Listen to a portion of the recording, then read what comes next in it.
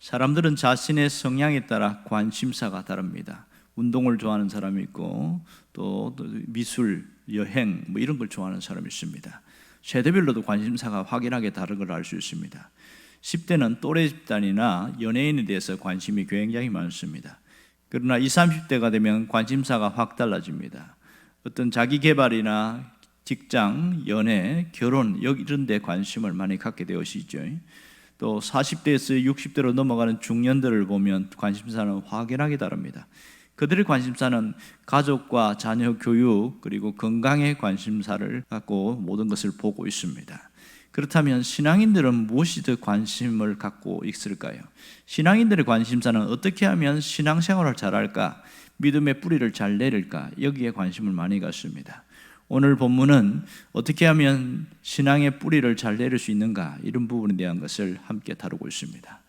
본문에 나타나는 내용은 예수님이 씨 뿌리는 비유를 한 다음에 그것에 대한 해석이 나타나고 있습니다. 예수님이 비유로 말씀하신 것은 쉽게 알아듣게 하기 위함이기도 하고 또 천국의 비밀을 알려주시려는 그런 의도가 있습니다. 그런데 이 말씀을 못 알아듣는 자들이 있었고 제자들 중에서도 이 말씀이 도대체 무엇인가 깨닫지 못한 자들이 몇몇이 와서 예수님께 이 비유의 뜻이 무엇입니까? 이렇게 묻고 있습니다. 그랬더니 14절부터 20절까지는 예수님이 그 비유에 대해서 자세하게 풀어주신 그 내용입니다. 오늘 14절에 보면 주님은 이렇게 말씀하십니다. 뿌리는 자는 말씀을 뿌리는 것이라 이렇게 말했습니다. 씨를 뿌리는데 여기에 말씀을 뿌린다 이렇게 이야기를 하고 있습니다. 그러니까 말씀이 사람들의 마음밭에 뿌려진다 이렇게 말씀하고 계신 것입니다. 오늘 15절에서 17절에 보면 두 종류의 밭이 나오는데 하나는 길가고 또 하나는 돌밭입니다. 15절에서 길가에 뿌려졌을 때 주님이 어떻게 해석했는지 보여주고 있습니다. 말씀이 길가에 뿌려졌다는 것은 이들을 가리킴이니 곧 말씀을 들었을 때에 사탄이 즉시 와서 그들에게 뿌려진 말씀을 빼앗는 것이요 이렇게 말합니다. 자, 여기에 보면 사탄이 즉시 와서 이렇게 말합니다. 말씀이 씨앗이 뿌려졌는데 누가 먼저 옵니까? 천사가 아니라 사탄이 온다는 겁니다. 왜 사탄이 즉시 올까요? 그것은 이 말씀의 위력 때문에 그렇습니다. 이 말씀이 한 사람 마음속에 깊숙이 들어가면 그 사람의 인생 자체를 바꿔놓습니다. 생각과 모든 행동 자체를 바꿔놓기 때문에 사탄이 그것을 너무 잘 알고 있어서 말씀이 왔을 때, 말씀을 받았을 때 사탄이 먼저 온다 이렇게 이야기합니다. 얼마나 사탄이 민첩하고 신속하게 오는지 알 수 있습니다. 사탄의 특성이 뭐냐? 약탈자, 빼앗는 자입니다. 그래서 말씀을 들었지만 변화가 일어나지 않는 것은 사탄이 함께 온다는 것을 우리가 알아야 됩니다. 사탄이 와서 그것을 빼앗아갔기 때문에 말씀에 아무런 영향력을 나타나지 않게 되어지는 것이지요. 두 번째는 돌밭에 떨어진 씨앗인데요, 5절과 6절을 보면 이렇게 주님이 말씀하셨습니다. 들으는 흙이 얕은 돌밭에 떨어짐에 흙이 깊지 아니하므로 곧 싹이 나오나 해가 돋은 후에 타서 뿌리가 없으므로 말랐고 이랬습니다. 씨앗을 뿌리는데 돌밭에 뿌려졌다는 게 문제죠. 당시 팔레스타인을 보면 돌이 참 많습니다. 씨를 뿌리는데 어떻게 돌 사이사이에 떨어진 그런 경우가 종종 있습니다. 이것에 대해서 예수님이 뭐라고 해석하냐면 16절에 이렇게 말합니다. 또 이와 같이 돌밭에 뿌려졌다는 것은 이들을 가리킴니 곧 말씀을 들을 때에 즉시 기쁨으로 받으나 그랬어요. 말씀을 들을 때 즉시 기쁨으로 받았다. 자, 돌밭의 특성은 뭐냐면 반응이 빠르다는 겁니다. 말씀을 들을 때 흡수력이 굉장히 빠릅니다. 은혜를 참 잘 받는 게 특징이죠. 그래서 은혜 받은 것을 간증하기도 하고 사람들에게 내가 이런 은혜 받았다고 얘기도 하고 많은 부러움을 갖게 됩니다. 그러나 돌밭에 문제가 있습니다. 단점이 뭐냐면 지속력이 부족하다는 거죠. 오래 가지 않습니다. 이것이 오래 가면 좋으련만 한때 열심으로 끝나는 경우가 참 많습니다. 은혜가 식어버리면 그 다음에는 사람이 안 보입니다. 감정적으로 대응하고 감정적으로 반응하는 경우가 굉장히 많습니다. 이게 참 안타까운 사실입니다. 자, 17절에 보면 주님이 이렇게 해석하십니다. 그 속에 뿌리가 없어 잠깐 견디다가 말씀으로 인하여 환난이나 박해가 일어날 때에는 곧 넘어지는 자요. 자, 여기에 보면 그 속에 뿌리가 없다. 주님이 그 말씀을 하고 있습니다. 말씀이 뿌려져서 반응이 나타나긴 했지만은 뿌리가 없기 때문에 오래 버티지 못한다는 거예요. 약하다는 거죠. 지속력이 없다. 이것이 약점이기도 합니다. 말씀대로 살려고 하는데 뭐가 찾아옵니까? 핍박도 오고 환난도 오고 시험도 오고 어려움이 있습니다. 이때에 말씀을 인하여서 그 환난과 핍박을 견디지 못하고 넘어지는 자다, 이렇게 말합니다. 환난과 핍박, 박해, 이것은 외부의 공격이라 할 수 있겠지요. 또 하나의 시험은 내부의 공격이다, 이렇게 표현할 수가 있습니다. 외적으로도 공격을 받고 마음에도 이렇게 시험이 들고 이러면 넘어진다는 겁니다. 자, 오늘 우리에게 말씀하시는 메시지가 뭡니까? 여기서 강조하려는 게 뭐지요? 말씀으로 살려고 하면 환난도 있고 박해도 일어날 수 있다는 것을 알아야 된다는 겁니다. 신실한 신자가 되려면 환난과 핍박, 이 만나는 시험에 대해서 이겨내는 자라는 것을 알아야 합니다. 시험을 이겨내는 것, 이것이 곧 믿음이요, 온전히 하나님 앞에 나아가는 신앙의 자세입니다. 악조건 속에서도 끝까지 참는 것이 신실한 신앙이라는 것을 잊지 않기를 바랍니다. 그렇다면 우리는 어떻게 신앙생활하고 있습니까? 여러분은 어떤 모습으로 신앙을 보여주고 있습니까? 많은 사람들이 말씀을 듣긴 듣지만 그 말씀을 흡수하지 못하는 사람이 많아요. 왜 그렇습니까? 말씀이 안 들리는 게 아니고 말씀이 뿌리를 내리지 못하기 때문에 그렇습니다. 굳어있기 때문에 그런 것이죠. 자, 말씀을 들었어요. 그러나 자신의 인간적인 판단에 따라서 나름대로 결정해버리고 재단해버립니다. 또 듣긴 들어도 전혀 영향력을 받지 못하는 그런 경우가 많습니다. 왜요? 자기 고집대로 살아가려고 하기 때문에 그렇습니다. 말씀으로 자신의 삶을 바꾸지 않는 사람들은 아무리 말씀을 들어도 변화가 없는 것이지요. 말씀을 들을 때 어떤 사람, 마음 문을 닫은 사람들도 종종 있습니다. 이런 사람들은 말씀이 전혀 영향을 끼칠 수 없습니다. 왜 마음 문을 닫았을까요? 순종하는 것을 겁을 내는 거죠.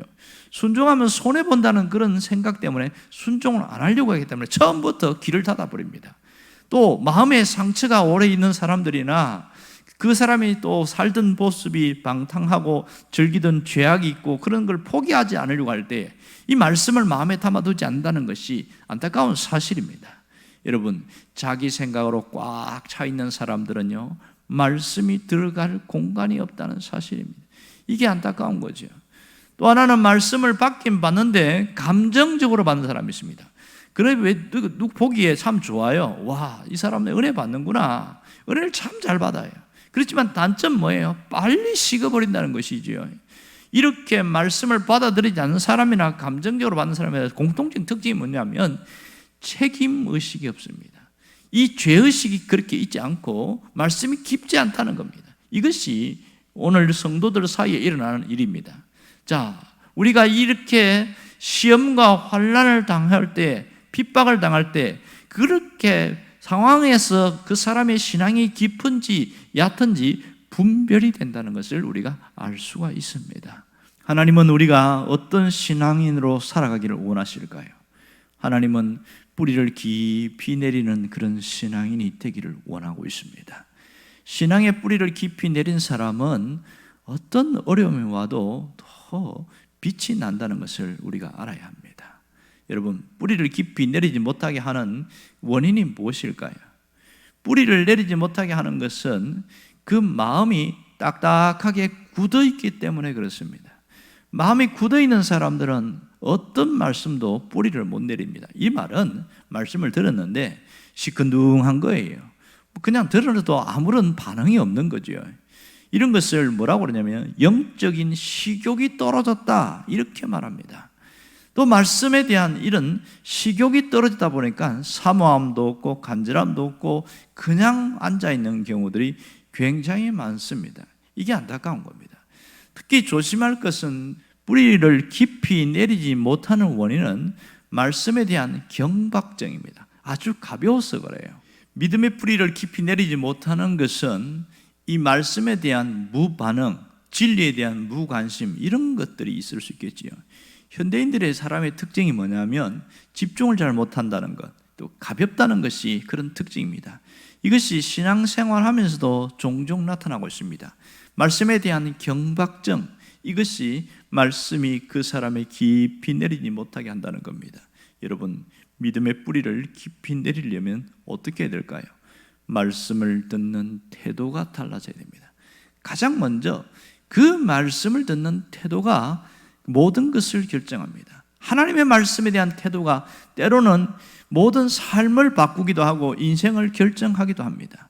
말씀을 들을 때에 마음을 활짝 열고 듣는 것이 대단히 중요합니다. 말씀을 들을 때에 적극적으로 반응하는 것이 굉장히 중요합니다.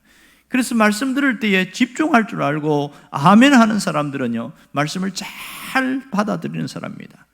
왜 그렇습니까? 말씀은 밥과 같습니다.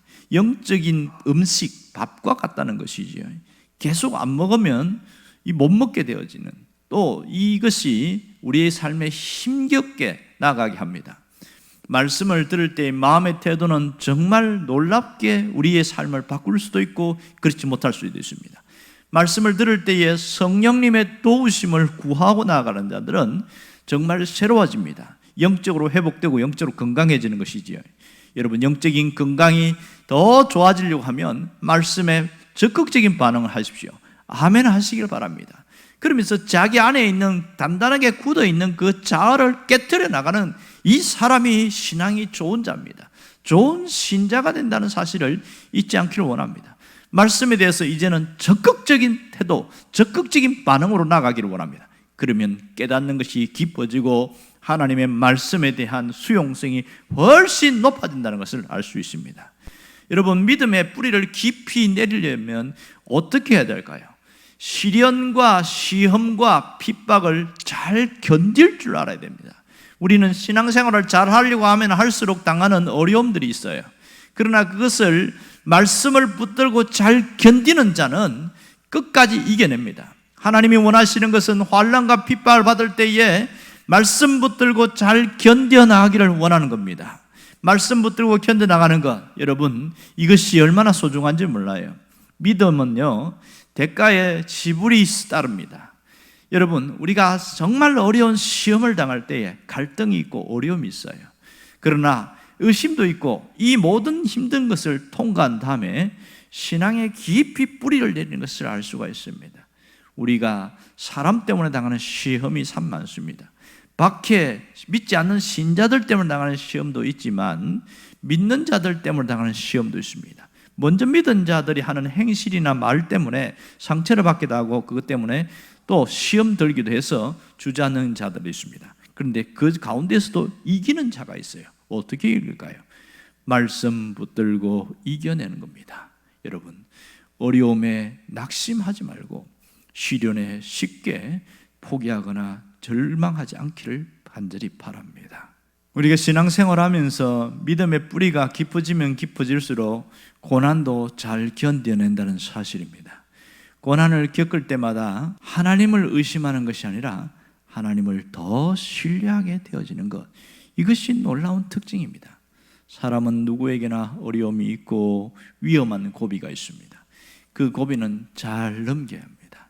시련을 잘 통과해야 합니다. 그럴 때에 우리의 믿음이 한층 더 깊어지게 됩니다. 시험을 하나둘 이겨내는 가운데 믿음의 뿌리가 점점 깊어진다는 것을 기억하기를 원합니다. 우리가 어떻게 살아야 할까요? 우리가 해야 할 일은 무엇보다도 말씀에 대한 사모함, 갈망이 있어야 합니다. 말씀을 기대하는 마음이 있어야 됩니다. 우리가 뿌리 깊은 신앙인으로 자라가는 것, 이것이 우리가 해야 할 과제입니다. 말씀을 통해서 우리가 살아나기를 원합니다. 말씀을 통해서 영적인 생명력을 키워나갈 수 있기를 바랍니다. 어떤 어려움이 와도 흔들리지 않는 신앙의 거목으로 자라가기를 간절히 바랍니다. 기도하겠습니다.